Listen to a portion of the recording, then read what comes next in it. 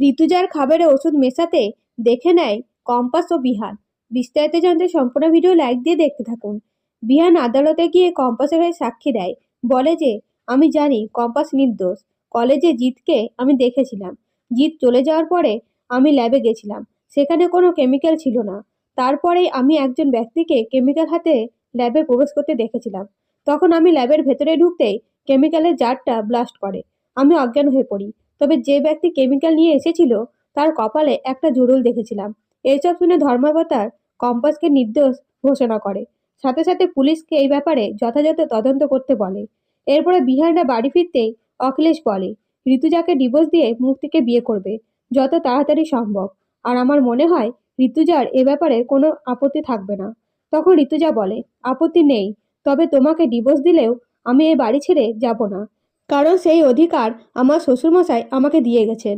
মুক্তির কিছু নেই, তাই আমার সব জিনিসে ও হাত বসাচ্ছে। কিন্তু আমার সংসার আছে, এই সংসার আমার সব। এরপরে দেখানো হয় বিহান একাই বসে বলে আমি অজ্ঞান হওয়ার সময় মা বাবাকে মনে করেছিলাম, আর জ্ঞান ফিরতেই সব গন্ডগোল লেগে গেল। আমার সুস্থ থেকে কী লাভ? এই বলে বিহান স্পাইসি খাবার খেতে গেলে কম্পাস এসে বাধা দেয় আর স্যুপ খেতে বলে। কিন্তু বিহান প্রথমে স্যুপ খেতে আপত্তি জানালে কম্পাস বাধ্য করে বিহানকে স্যুপ খেতে। অন্যদিকে মুক্তি অভিজ্ঞানের বাড়ি যায় মিটিং করতে। তখন অভিজ্ঞান মুক্তিকে বলে তোমাকে কি করতে হবে তুমি জানো তো? তখন মুক্তি বলে অখিলেশ ঋতুজাকে ডিভোর্স দিয়ে আমাকে বিয়ে করবে সেটা বাড়িতে জানাতেই একটা চাপা চিন্তা কাজ করছে।